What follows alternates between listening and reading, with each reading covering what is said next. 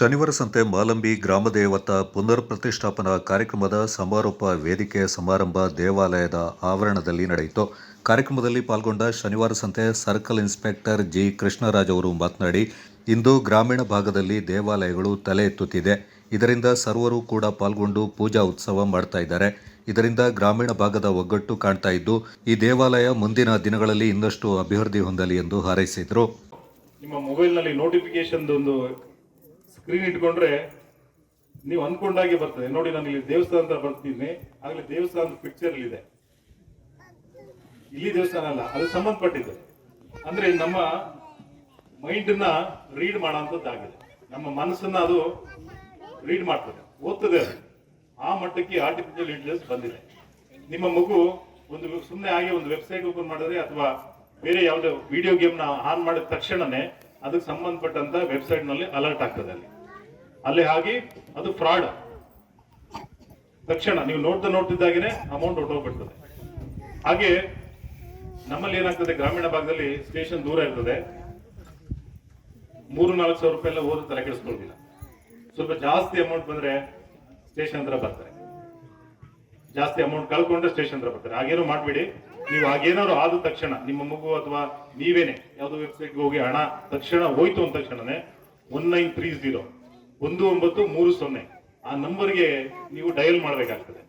Dial ಮಾಡಿದಾಗ ನಿಮ್ಗೆ details ನ ಕೇಳ್ತಾರೆ. ಆ ಡೀಟೇಲ್ಸ್ ಹಾಕ್ಬೇಕಾಗ್ತದೆ.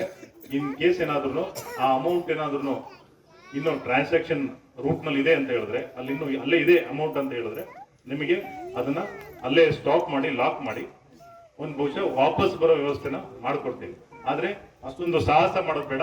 ಆದಷ್ಟು ನಿಮ್ಮ ಸೇಫ್ಟಿನಲ್ಲಿ ನೀವಿರಿ. ಈಗ ಯಾರು ಕೂಡ ಮನೆಗೆ ಬಂದು ಕಳ್ತನ ಮಾಡ್ತಾ ಇಲ್ಲ. ನಿಮ್ಮ ಬೀಗ ಹೊಡೆದು ನಿಮ್ಮ ಮನೇಲಿ ಯಾರು ತೋರಿಸ್ಕೊಂಡು ಹೋಗ್ತಿಲ್ಲ, ಅಥವಾ ರಸ್ತೆನಲ್ಲಿ ಹೋಗುವ ನಿಮ್ಮ ನಿಲ್ಸಿ ಯಾರು ರಾಬರಿ ಮಾಡ್ತಿಲ್ಲ, ಅಥವಾ ಅಂದ್ರೆ ಸುಲಿಗೆ ಮಾಡ್ತಿಲ್ಲ. ಎಲ್ಲ ಆಗ್ತಿರೋದು ಕೇವಲ ನಮ್ಮ ಅಕೌಂಟ್ ಇಂದ ಹಣನ ತೆಗೆಯುವ ವ್ಯವಸ್ಥೆ ಇದೆ. ಸಾಹಿತಿ ಉರ ನಾಗೇಶ್ ಮಾತನಾಡಿ, ಇಂದು ಕೊಡಗಿನ ಮಣ್ಣು ಅನೇಕರಿಗೆ ಉದ್ಯೋಗವನ್ನು ಒದಗಿಸಿದೆ.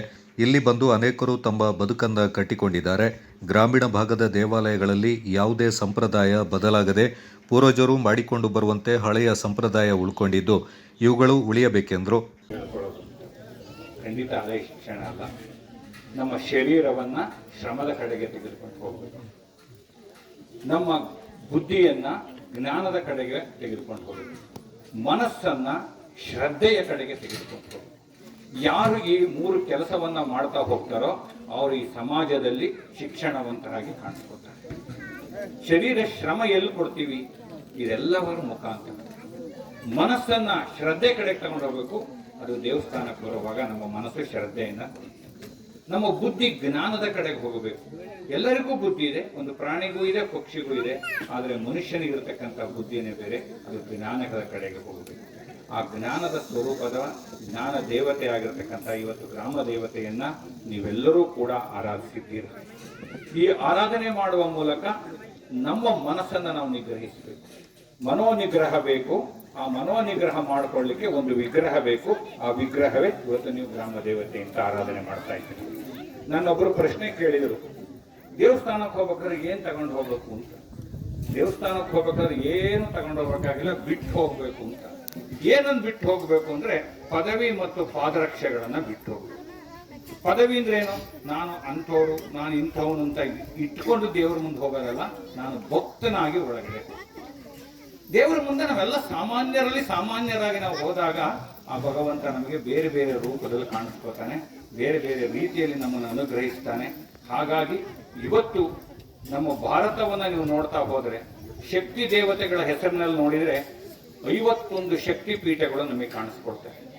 ಶೈವ ಕ್ಷೇತ್ರವನ್ನು ನೋಡಿದರೆ 108 ಶೈವ ಕ್ಷೇತ್ರಗಳು ನಮಗೆ ಕಾಣುತ್ತೆ. ನಿಮ್ಮ ಮಾಲಂಬಿಯಲ್ಲಿರ್ತಕ್ಕಂಥ ಮಳೆ ಮಲ್ಲೇಶ್ವರ ಕೂಡ ಒಂದು ದೊಡ್ಡ ಶೈವ ಕ್ಷೇತ್ರ. ಗಂಗಾಧರ ಅಲ್ಲಿ ಎತ್ತರದಲ್ಲಿ ನಿಂತಿದ್ದಾನೆ, ಶಕ್ತಿ ಇಲ್ಲಿ ಕೆಳಗಡೆ ಇದ್ದಾನೆ. ಗಣಪತಿಯನ್ನು ಹುಡಿಕೊಂಡೋಗಿ 100 ಗಣಪತಿ ದೇವಾಲಯಗಳು ಸಿಗುತ್ತೆ. ಆಂಜನೇಯನ ಹುಡಿಕೊಂಡೋಗಿ ಆಂಜನೇಯ ಸಿಗ್ತಾನೆ.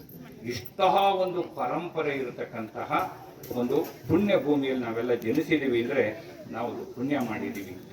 ಗ್ರಾಮಸ್ಥ ಸುರೇಶ್ ಎಂಡಿ ಮಾತನಾಡಿ, ಈ ದೇವಾಲಯ ಮಳೆ ಗಾಳಿಗೆ ಮರಬಿದ್ದು ಭಗ್ನಗೊಂಡಿತ್ತು. ನಂತರ ಇದನ್ನು ಸರಿಪಡಿಸುವ ಬಗ್ಗೆ ಗ್ರಾಮದ ಎಲ್ಲರ ಸಲಹೆ ಸಹಕಾರ ಪಡೆದು ಈ ಗುಡಿಯನ್ನು ಅಭಿವೃದ್ಧಿಪಡಿಸಲಾಗಿದೆ ಎಂದರು. ಜನತೆ ಎಲ್ಲ ಇಲ್ಲಿ ಇಷ್ಟು ಸೇರಿದ್ದಕ್ಕೆ ತುಂಬ ಧನ್ಯವಾದಗಳು. ಅದೇ ರೀತಿ ನಮ್ಮ ಮಾಲಂಬಿ ಗ್ರಾಮ ಈ ಗ್ರಾಮ ದೇವತೆ ಸ್ವಲ್ಪ ಒಂದು 2 ವರ್ಷದಿಂದ ಸ್ವಲ್ಪ ಭಿನ್ನವಾಗಿತ್ತು. ಒಂದು ಮರ ಅದರ ಮೇಲೆ ಬಿದ್ದಿದ್ದರಿಂದ ಈ ಮರವನ್ನು ತೆರವುಗೊಳಿಸಿ ಅದನ್ನು ಪುನಃ ಪ್ರತಿಷ್ಠಾಪನೆ ಮಾಡುವಂಥ ಎಲ್ಲ ಗ್ರಾಮಸ್ಥರು ಅಂದ್ಕೊಂಡು ಅದಕ್ಕೆ ಆದ ಒಂದು ಕಮಿಟಿಯನ್ನು ನಾವು ತಯಾರು ಮಾಡಿಕೊಂಡು ಅದಕ್ಕೆ ಕೆಲವರು ಕಮಿಟಿಯವ್ರನ್ನ ನಾವು ನೇಮಿಸಿಕೊಂಡು ಎಲ್ಲರೂ ಒಂದು ಅಭಿಮತದಿಂದ ಎಲ್ಲರೂ ಸಹಕಾರ ಕೊಟ್ಟಿದ್ದಾರೆ. ಆ ಅಭಿಮತವನ್ನು ಈ ಕಮಿಟಿಯವರು ಉಳಿಸ್ಕೊಂಡಿದ್ದಾರೆ. ಮತ್ತು ಇಷ್ಟು ಚಂದವಾಗಿ ನಡೆಯೋದಕ್ಕೆ ನಿಮ್ಮ ಗ್ರಾಮಸ್ಥರು ಸಹ ಕಾರಣ. ಈ ಗ್ರಾಮ ದೇವತೆ ನಾವು ತುಂಬ ನಮಗೆ ಹಣ ಸಹಾಯ ಮಾಡಿದ್ದಾರೆ, ಅವರೆಲ್ಲರಿಗೂ ಸಹ ನಾವು ಅಭಿನಂದನೆ ತಿಳಿಸ್ಬೇಕಾಗುತ್ತೆ. ಆಮೇಲೆ ನಾವು ಇವತ್ತು ಮೊನ್ನೆ ಎಲ್ಲ ನಡೆದಂಥ ಕಾರ್ಯಕ್ರಮಕ್ಕೆ ಸಹ ಎಲ್ಲ ಗ್ರಾಮದವರು ಸಹ ಸಹಕಾರ ಕೊಟ್ಟಿದ್ರಿ. ನನಗೆ ಒಂದು ಖುಷಿಯಾಗಿದ್ದು ಅಂದರೆ ಈ ಗ್ರಾಮ ದೇವತೆ ಬಗ್ಗೆ ಹೇಳಬೇಕು ಅಂತಂದರೆ, ನಮಗೆ ಗ್ರಾಮ ದೇವತೆ ಈಗ ನಮ್ಮ ಮಾಲ್ಕೇಶ್ ಅರ್ಚಕರು ಹೇಳಿದರು, ಇದು ಗ್ರಾಮ ದೇವತೆಯ ಕಲ್ಲು ಸ್ವಲ್ಪ ಹಳೆಯದಾಗಿದೆ, ಇದನ್ನು ನೀವು ಚೇಂಜ್ ಮಾಡಬೇಕು. ಅಧ್ಯಕ್ಷ ಎಂಇ ವೆಂಕಟೇಶ್ ಮಾತನಾಡಿ, ಇಂದು ದೇವಾಲಯ ಅಭಿವೃದ್ಧಿ ಹೊಂದಲು ದಾನಿಗಳು ಕಾರಣ, ಮುಂದೆ ಇದೇ ರೀತಿಯ ಸಹಕಾರ ನೀಡಬೇಕೆಂದರು. ಕಾರ್ಯಕ್ರಮದಲ್ಲಿ ಸಮಾಜ ಸೇವಕ ಕೃಷಿಕ ರಾಮಣ್ಣ, ಪ್ರಮುಖರಾದ ಕಡ್ಯದ ಮಾಚಯ್ಯ, ಹಣಕೋಡು ರಮೇಶ್, ಎಸ್ಪಿ ರಾಜಪ್ಪ, ಆಲೂರು ಸಿದ್ದಾಪುರ ಕೃಷಿ ಪತ್ತಿನ ಸಹಕಾರ ಸಂಘದ ಅಧ್ಯಕ್ಷ ಎಸ್ಜೆ ಪ್ರಸನ್ನಕುಮಾರ್, ಮಾಲಂಬಿ ಗ್ರಾಮ ಪಂಚಾಯತ್ ಅಧ್ಯಕ್ಷ ಶಶಿಧರ್ ಮತ್ತಿತರ ಪ್ರಮುಖರು ಪಾಲ್ಗೊಂಡಿದ್ದರು.